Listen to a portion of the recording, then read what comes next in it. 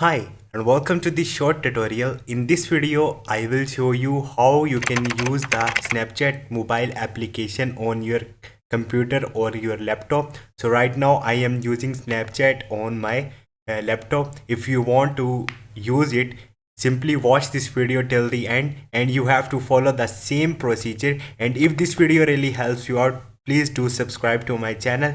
So to use Snapchat on your laptop or the computer, first of all, you have to open your browser. Once you will open it, you have to search for the bignox.com. So once you will search for it, you will see a website like this. So simply you have to click on this download button and you have to download this software into your computer. So once you will download it, simply install it, open it, and it will look like this.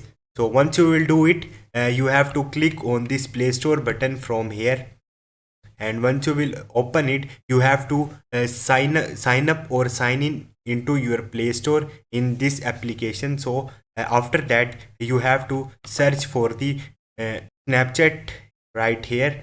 So once you will search for the Snapchat, and you will see Snapchat on the Google Play, simply click on it.